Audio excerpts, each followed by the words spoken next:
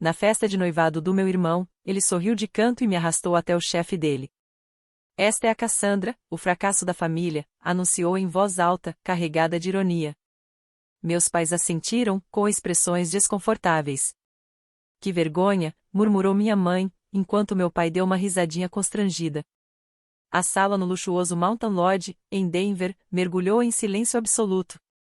Lá fora, a neve caía suavemente sobre as enormes janelas, mas dentro, o ar parecia denso e pesado. O chefe dele, um homem elegantemente vestido, na casa dos 50, não riu. Ele apenas observava meu irmão, meus pais e, depois, a mim. Quando Parker disse meu nome, Cassandra, o homem pausou por um instante, estreitando os olhos o suficiente para que eu percebesse. Algo passou pelo seu rosto, rápido demais para identificar, mas que fez meu estômago se contorcer. Então ele sorriu, devagar e com calma. Interessante, disse baixinho, virando-se para meu irmão. Parker, te vejo no meu escritório amanhã de manhã. Ninguém sabia o que dizer. O sorriso do meu irmão vacilou. Eu fiquei ali, paralisada, a humilhação queimando dentro de mim como fogo. Minutos depois, inventei uma desculpa sobre dor de cabeça e saí para a noite fria, dirigindo sozinha para casa, com as mãos tremendo no volante. Se você já foi tratado como a ovelha negra da família, sabe bem como isso dói. Mas fique por aqui, porque a história só vai piorar. Na manhã seguinte, sentei sozinha na minha pequena casa nos arredores de Denver, encarando uma xícara de café que estava fria há horas. O sono não vinha de jeito nenhum. Cada vez que fechava os olhos, a imagem do sorriso de Parker e o silêncio que se seguiu às suas palavras se repetiam incessantemente. Fui rotulada como o fracasso da família desde que me lembro. Aos 41 anos, eu era dona da minha própria empresa de consultoria financeira independente, com um escritório modesto no centro da cidade. Minha especialidade eram reestruturações corporativas, ajudando empresas de médio porte a se recuperar quando estavam à beira do colapso. O trabalho não era glamouroso. Ninguém organizava festas para reestruturações discretas de dívidas ou negociações sigilosas com fornecedores, mas pagava as contas. E, na última década, construí uma reputação sólida entre donos de empresas que precisavam de ajuda sem alarde. Meus clientes confiavam em mim porque eu entregava resultados de forma eficaz e silenciosa. Minha família nunca reconheceu nada disso. Para eles, sucesso significava cargos visíveis, grandes escritórios, elogios constantes e posts nas redes sociais. Parker, 5 anos mais novo, sempre foi a estrela, charmoso, na área de marketing de uma empresa de logística em crescimento, noivo de uma família de prestígio. Meus pais o mimavam sem parar.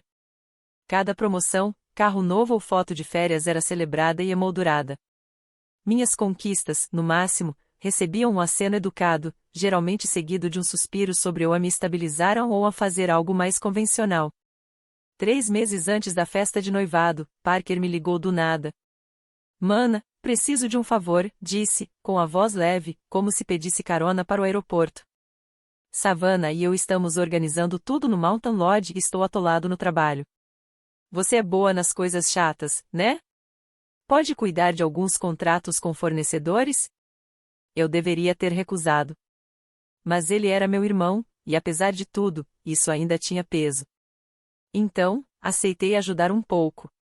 Começou devagar, revisando orçamentos de bufês e floristas. Mas logo percebi problemas sérios. Um contrato que Parker já havia assinado com o principal coordenador do evento continha uma cláusula que poderia expô-lo a pesadas penalidades caso algo no cronograma ou nas entregas saísse errado. Era um descuido grave, capaz de gerar um processo se o fornecedor decidisse cobrar. Passei 3 noites tarde renegociando, removendo a linguagem arriscada e garantindo melhores condições de pagamento. Parker nunca perguntou o que eu havia alterado. Apenas agradeceu e seguiu em frente. Então vieram os depósitos. 2 semanas antes do evento, o fotógrafo e a banda ao vivo enviaram lembretes de que os pagamentos estavam atrasados e que poderiam cancelar. Parker havia esquecido em meio a algum prazo de trabalho. Se essas reservas fossem canceladas, toda a festa desmoronaria. Sem fotos profissionais para o grande anúncio. Sem música para as danças que Savannah havia planejado com tanto cuidado. O Lodge tinha regras rígidas, sem reembolso do espaço se fornecedores essenciais desistissem. Eu mesma transferi os depósitos, $8.000 para o fotógrafo, mais 6.000 para a banda. Usei dinheiro de um adiantamento recente de um cliente, dizendo a mim mesma que resolveria isso depois. Parker prometeu me pagar imediatamente. Você é uma salvadora, Cass, ele me enviou por mensagem. O dinheiro nunca chegou. Continuei trabalhando. A florista tentou adicionar quase $4.000 em taxas extras que não estavam no orçamento original. Eu percebi, liguei diretamente e forcei a emissão de uma fatura corrigida. A empresa de buffet havia cobrado preços inflacionados pelos serviços de bar. Negociei uma redução de 20% depois de mostrar os preços da concorrência. Cada correção era feita silenciosamente, do meu escritório em casa, tarde da noite ou de madrugada, para não atrapalhar meus clientes reais. Parker nunca soube o quão perto o evento tinha chegado do desastre. Para ele, simplesmente deu tudo certo. No lodge, ele se mantinha de pé, recebendo elogios sobre como tudo estava perfeitamente organizado, como o evento parecia profissional. Savannah sorria ao lado dele, agradecendo por tornar sua visão realidade. E então, na frente de todos, ele me arrastou para frente e me chamou de o fracasso da família.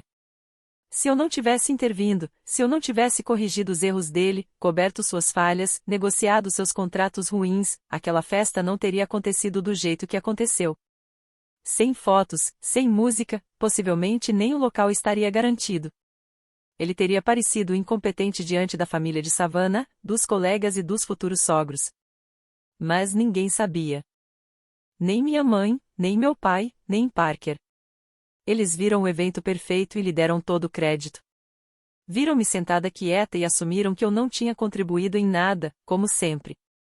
Passei anos provando o contrário à minha maneira, construindo um negócio que ajudava empresas reais a sobreviver a crises reais. Ainda assim, aos olhos deles, eu permanecia a decepção. A que nunca se casou, nunca se gabou, nunca exigiu atenção. Naquela manhã, sozinha na minha cozinha silenciosa, o peso disso pressionava mais do que nunca. Eu havia consertado tudo para ele novamente, e ele me retribuiu me humilhando diante de uma sala cheia de pessoas. Pela primeira vez, me perguntei seriamente por que continuava fazendo isso. Por que continuava protegendo alguém que nunca me protegeu? Olhei para o café frio e percebi algo claro e gelado. Passei toda a minha vida adulta tentando conquistar um lugar em uma família que já havia decidido que eu não pertencia. Na terça-feira seguinte, um SUV preto elegante estacionou em frente ao meu pequeno escritório no centro de Denver. Olhei da minha mesa e vi um homem na casa dos 50, vestido com um terno azul marinho impecável, carregando uma pasta de couro. Theodore Ramsay entrou direto no prédio sem avisar. Minha assistente ainda não havia chegado, então fui recebê-lo pessoalmente na recepção. Ele demorou um instante para observar o espaço, mesa simples, arquivos organizados, alguns certificados e depoimentos de clientes emoldurados na parede, com claro respeito nos olhos. Depois, olhou diretamente para mim, expressão séria, mas acessível. Miles disse, oferecendo um aperto de mão firme. Você tem tempo para conversar? Assenti, surpresa, mas curiosa sobre o motivo da visita inesperada do chefe de Parker. Guiei-o até a pequena mesa de conferência no canto da sala. Ele se sentou à minha frente, colocou a pasta sobre a mesa e começou sem rodeios. Naquela noite no Mountain Lodge disse, com a voz calma e medida, quando seu irmão te apresentou e mencionou seu nome, Cassandra, eu não conectei imediatamente. Mas a forma como você permaneceu completamente calma, sem reação aparente, sem tentar se defender, isso despertou algo. No caminho de volta para casa depois, tudo voltou à minha mente. Ele fez uma breve pausa, avaliando minha reação. Permaneci em silêncio, deixando-o continuar. Há 15 anos, eu era dona e administrava uma empresa de logística de médio porte aqui mesmo no Colorado. Havíamos nos expandido demais, contraído empréstimos pesados para novos depósitos, assinado contratos de longo prazo desfavoráveis, e o fluxo de caixa estava desaparecendo rapidamente. Arquivos de falência estavam a menos de 2 meses de distância. Meu pai havia falecido no ano anterior, deixando-me o negócio em um estado vulnerável, e eu estava à beira de perder tudo o que ele havia construído. Os detalhes começaram a voltar à minha memória. Era o início da minha carreira, um dos primeiros projetos que gerenciei completamente sozinha. Depois de me tornar independente aos 26 anos, determinada a consolidar meu nome em consultoria de reestruturação, uma jovem consultora entrou em contato diretamente comigo. Theodore continuou. Sem conexão em comum, sem discussão prévia de honorários. Ela passou semanas revisando todos os livros contábeis gratuitamente, identificando cada área onde o dinheiro estava vazando, rotas de frete mal negociadas, contratos com fornecedores superfaturados, penalidades ocultas em termos de empréstimos. Ela entregou um plano de reestruturação preciso: priorizar renegociações com credores, liquidar ativos com baixo desempenho, cortar redundâncias operacionais sem grandes demissões. Ele abriu a pasta e deslizou cuidadosamente um antigo relatório sobre a mesa. A capa dizia: Cassandra Miles, consultora financeira independente, no mesmo formato limpo que eu ainda utilizava hoje. Tópicos concisos, fluxo lógico, sem palavras desnecessárias. Eu guardei tudo isso todos esses anos. Ele admitiu: porque você recuperou a empresa sem cobrar uma única hora. Quando insisti em te pagar depois que a implementação começou a mostrar resultados, você recusou. Disse que estava começando sua prática e não podia aceitar pagamento de alguém em crise genuína. Sua postura me lembrou da minha própria determinação quando jovem, focado, firme, sem necessidade de reconhecimento. Olhei para as páginas amareladas. Memórias de intermináveis noites analisando planilhas, fazendo ligações frias para fornecedores, redigindo cartas para bancos pedindo prorrogação. Ramsay Logistics, disse suavemente, conectando todas as peças. Você consolidou as filiais e vendeu a frota excedente. Ele confirmou com um aceno. Vendeu com lucro 3 anos depois. Usou esses recursos para investir com sabedoria e crescer de forma sustentável. A operação maior que eu lidero hoje remonta diretamente à sua intervenção. Minha trajetória profissional inteira mudou graças àquela ajuda não remunerada de uma estranha que viu potencial onde eu só via colapso. Ele se inclinou levemente.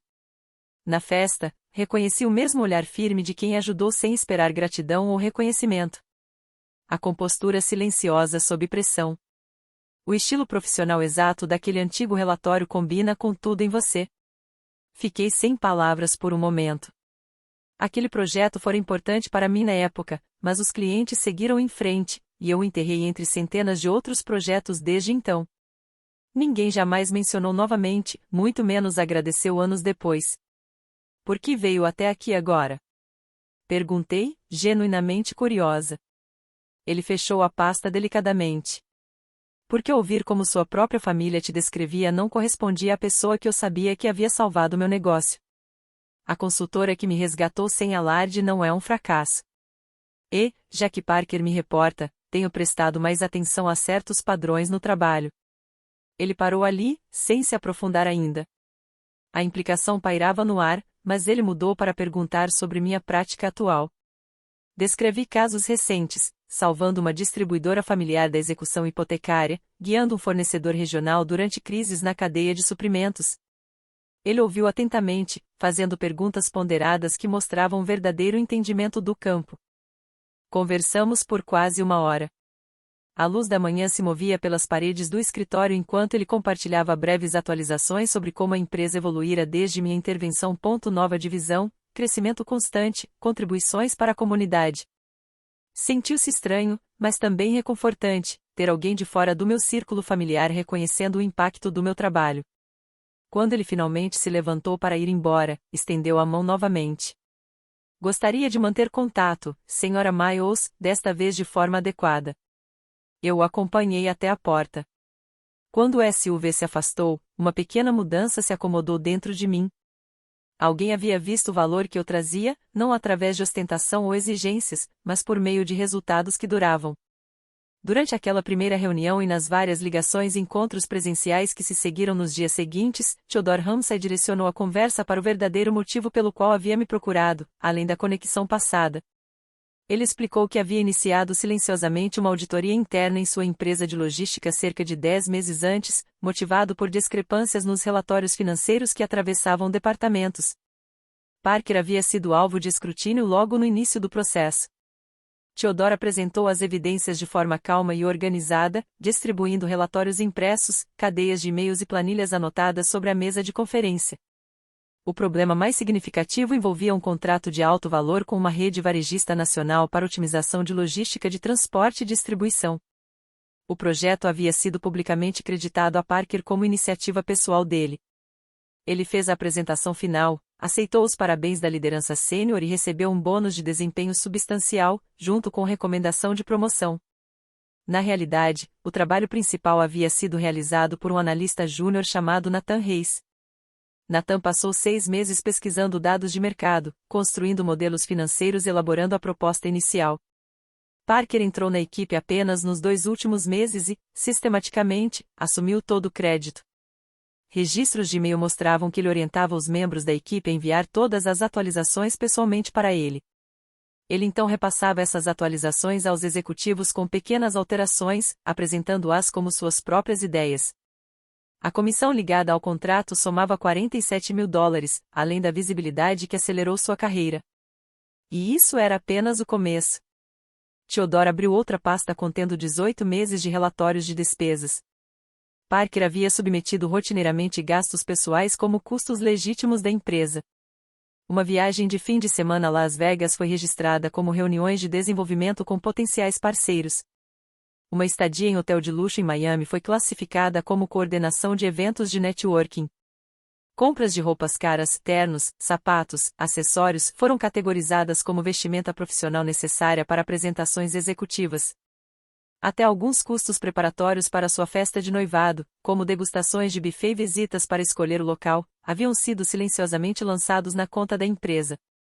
O total das cobranças fraudulentas ultrapassava $110 mil. O padrão começou pequeno, com reembolsos menores que passavam despercebidos, e gradualmente tornou-se mais ousado à medida que nenhuma pergunta imediata surgia. A equipe de contabilidade forense de Theodore cruzou cada item com extratos de cartão de crédito pessoais, compromissos na agenda e itinerários de viagem. As inconsistências eram inegáveis. Eu ouvi, sentindo uma mistura de descrença e reconhecimento sombrio. Parker sempre foi rápido em tomar atalhos quando isso lhe beneficiava. Ver a trilha documentada tornava impossível descartar o comportamento como mero descuido. Por que compartilhar isso comigo especificamente? Perguntei durante uma de nossas ligações posteriores. Theodore respondeu de forma ponderada. Porque preciso de alguém em quem eu possa confiar para lidar com a próxima fase. Recentemente adquirimos 2 subsidiárias menores, e a operação combinada gera cerca de 50 milhões em receita anual. Estamos reestruturando para eliminar redundâncias, integrar sistemas e garantir conformidade financeira. Isso requer um consultor independente com experiência comprovada em reestruturações, alguém que priorize precisão em vez de política. Na nossa próxima reunião presencial, ele deslizou a proposta formal de contrato pela mesa. Os termos eram claros: um compromisso de 6 meses, com remuneração de $250 mil e possibilidade de extensão baseada em resultados. O escopo incluía auditar departamentos sobrepostos, recomendar eficiências operacionais e supervisionar a integração financeira de forma imparcial. Revisei o documento com atenção. O projeto exigiria tempo significativo, visitas ao local, análise de dados, reuniões com stakeholders, mas o pagamento representava mais do que eu normalmente ganharia em um ano inteiro. Mais importante, era a oportunidade de aplicar minhas habilidades em uma escala maior, trabalhando diretamente com uma equipe executiva que já respeitava meu histórico. Não posso me envolver em decisões sobre Parker pessoalmente, esclareci. Você não precisará, assegurou Theodore. As evidências são independentes e se sustentam sozinhas. Seu papel se concentrará exclusivamente no projeto de reestruturação. Levei alguns dias para avaliar como o compromisso se encaixaria na minha carga de clientes existente. Fiz projeções preliminares, considerei a logística das viagens entre Denver e a sede da empresa e pesei o impacto potencial na minha prática. A oportunidade era significativa, e a confiança que Theodore depositou em mim era validadora de um jeito que poucas coisas haviam sido. Antes de assinar, durante nossa última ligação da semana, Theodore mencionou um ponto adicional quase casualmente. Durante a auditoria mais ampla, minha equipe notou algumas transferências financeiras incomuns que parecem não estar relacionadas aos negócios da empresa, mas ligadas a contas familiares. Vi alguns padrões irregulares envolvendo fundos conectados a pessoas próximas a Parker, disse cuidadosamente, escolhendo bem as palavras. Nada conclusivo neste estágio, e não estou pronto para tirar conclusões sem o contexto completo, mas achei que você deveria estar ciente. Ele deixou a afirmação em aberto, sem dar detalhes. A sugestão pairou no ar, indicando que poderia haver mais por trás da superfície do que apenas conduta inadequada no trabalho. Eu não pressionei por informações. O contrato tinha méritos próprios. No dia seguinte, assinei o acordo e o devolvi eletronicamente. Theodore demonstrou imediato apreço e detalhou os próximos passos: acesso inicial aos dados, visitas agendadas ao local e uma reunião introdutória com os chefes de departamentos-chave. Pela primeira vez em anos, uma grande oportunidade profissional surgiu para mim por causa do meu histórico, e não apesar das percepções da família. O trabalho à frente prometia desafio e crescimento, e eu me sentia pronta para enfrentá-lo. Algumas semanas depois, meu telefone vibrou com um número que eu não havia salvo, mas reconheci imediatamente. Hesitei antes de atender. A voz de Parker saiu tensa e urgente. Cass, precisamos conversar pessoalmente, por favor. Nos encontramos em uma pequena cafeteria no centro, longe de nossos escritórios. Ele chegou desleixado, camisa por fora da calça, olheiras profundas, sem nenhum traço da sua habitual confiança. Savannah não foi mencionada. Ele foi direto, sem nem pedir nada. Estão avançando na investigação. Relatórios de despesas, o contrato de varejo, está ficando sério. As pessoas do Theodore querem corroborar com quem estiver familiarizado com meus processos. Permaneci em silêncio, deixando-o continuar. Você já deu uma olhada em alguns dos meus trabalhos antes. Lembra? Opiniões rápidas sobre apresentações. Se você puder apenas confirmar para eles que trocávamos ideias, que eu te consultava sobre estratégias, isso teria peso. A família sempre apoia, sempre protege.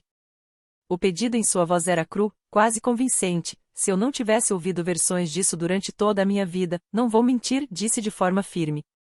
A expressão dele endureceu. Você me deve isso. Mamãe e papai sempre depositaram suas esperanças em mim.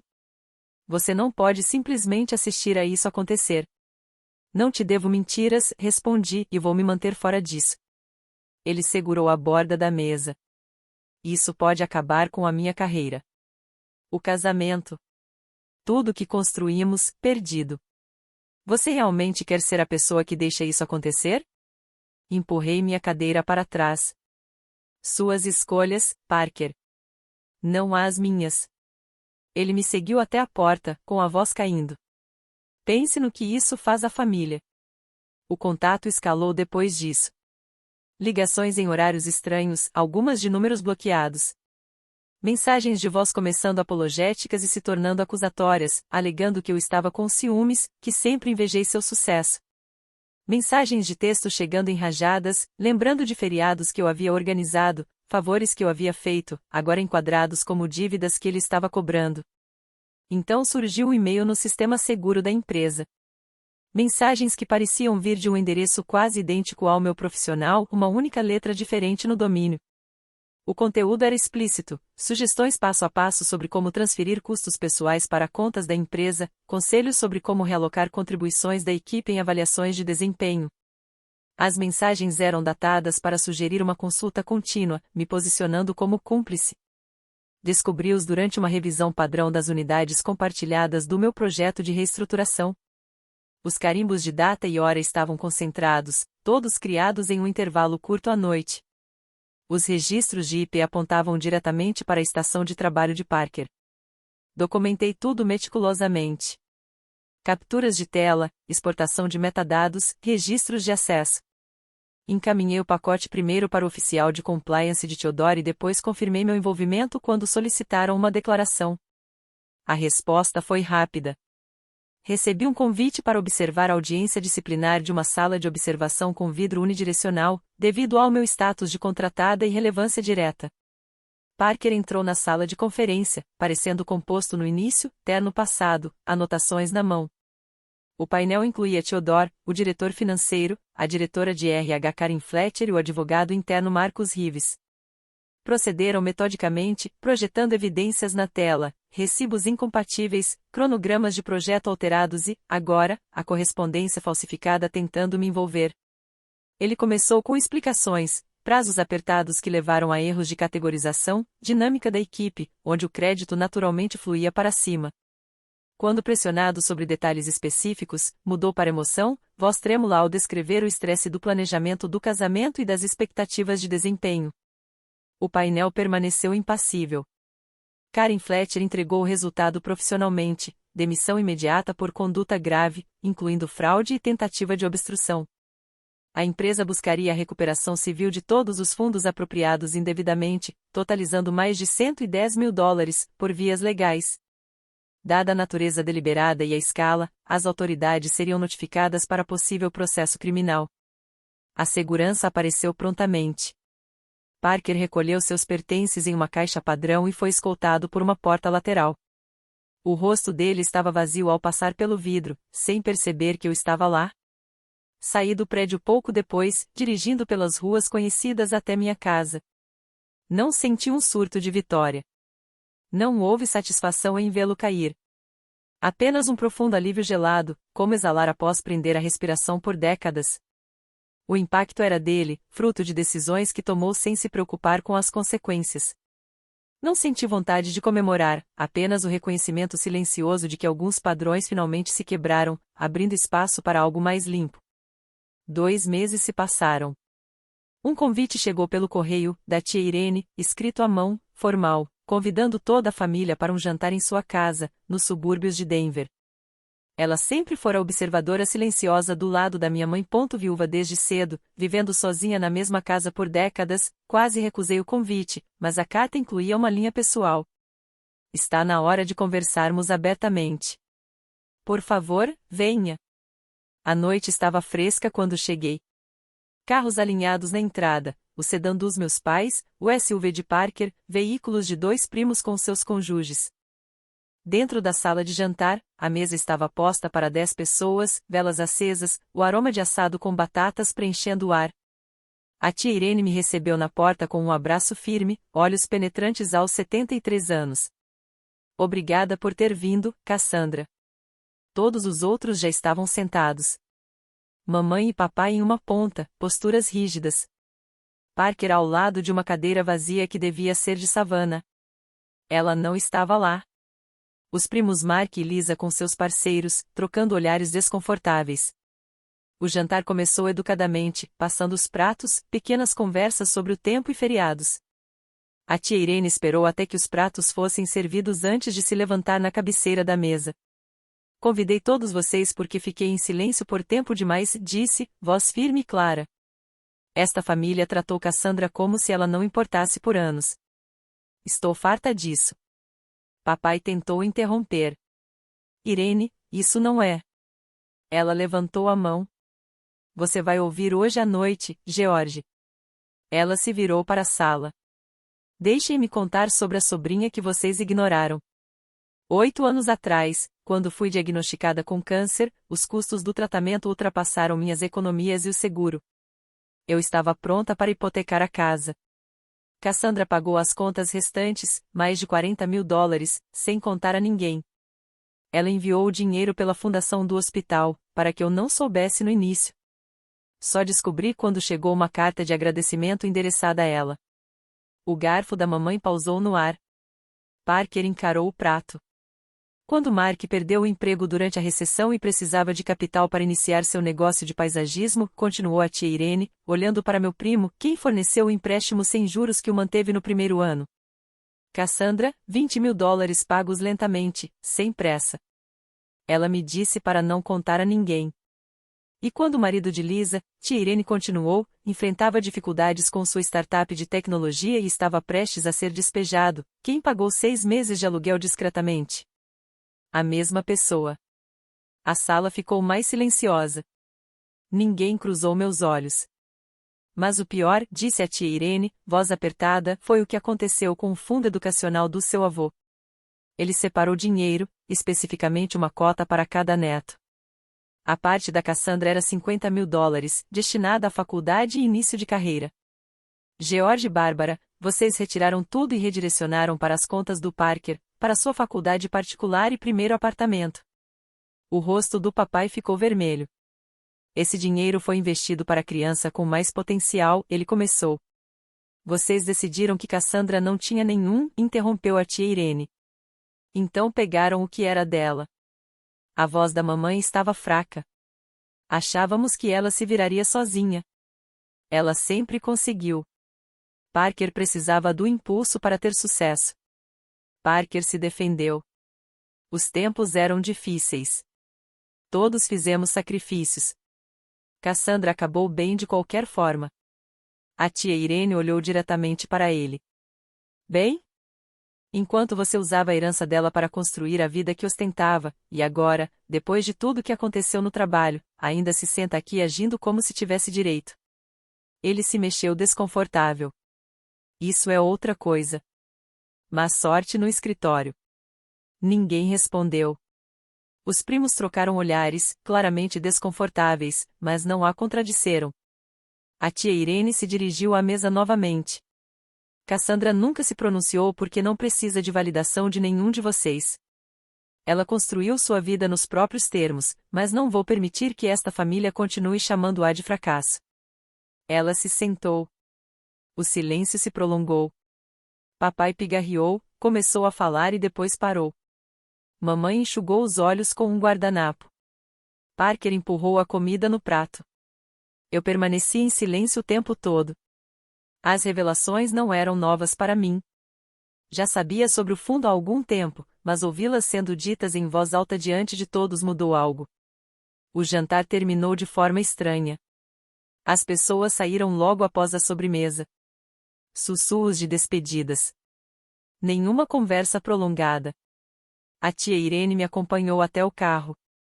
Eu precisava dizer isso, ela sussurrou. Por você e pela verdade. Eu a abracei. Obrigada. Dirigindo para casa, as palavras ecoaram na minha mente. Pela primeira vez, alguém havia falado por mim sem que eu pedisse. 1 ano depois, tomei a decisão final. Troquei meu número de telefone, atualizei todos os contatos profissionais e configurei filtros de e-mail para bloquear qualquer mensagem de endereços familiares. Cartas ficaram sem resposta. Conexões nas redes sociais foram cortadas, sem explicações, sem mensagens de despedida, apenas silêncio. O projeto de reestruturação com Theodore Ramsay foi concluído com sucesso, antes do prazo. As subsidiárias integradas operavam de forma mais enxuta, mas em conformidade e lucrativa. Ele ofereceu uma extensão, um papel contínuo de consultoria no nível executivo, com opções de participação acionária. Aceitei. Minha empresa cresceu. Novos clientes vieram por indicações da rede dele. Pela primeira vez, meu trabalho operava em uma escala que correspondia às minhas capacidades, livre das antigas sombras. Mudei para um escritório maior no centro, contratei 2 associados e assumi casos selecionados, ajudando pequenas empresas em crise, do jeito que comecei. Os dias tinham um propósito, leves. Chegou a notícia, filtrada por canais distantes, sobre os outros. Parker e Savannah se separaram discretamente, depois se divorciaram. A recuperação judicial pela empresa drenou suas economias. Julgamentos civis se acumularam com juros. As candidaturas a empregos não davam certo. Verificações de histórico revelaram sua demissão por fraude. Ele pegava trabalhos temporários quando podia, mal remunerados e instáveis. Mamãe e papai continuaram na mesma casa, agora mais silenciosos. Os feriados passaram sem reuniões familiares. Atualizações ocasionais de conhecidos em comum mencionavam conversas cheias de arrependimento. Tentativas de contato através dos primos. Mensagens que nunca chegaram a mim pela segunda vez. Eles envelheceram visivelmente em fotos que eu não procurei. Papai se aposentou cedo, com queixas de saúde aumentando. Mamãe passou a se voluntariar mais, preenchendo horas vazias. Nenhum deles encontrou caminho de volta para minha vida, porque eu não deixava a porta aberta. Não acompanhei de perto suas dificuldades. Não senti satisfação em saber das consequências, apenas a firme consciência de que meus limites se mantinham. Algumas noites, dirigindo pelas ruas de Denver, pensava nos anos gastos provando meu valor para pessoas que se recusavam a enxergá-lo.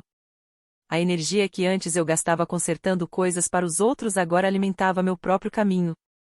Aprendi que a verdadeira bondade encontra sua direção própria quando não é distorcida para ganhar aprovação. O favoritismo tóxico eventualmente se consome, deixando aqueles que o praticaram isolados nas ruínas. Cortar os laços completamente não foi cruel. Foi a única forma de proteger o que eu havia construído e seguir em frente, sem carregar mais o peso deles.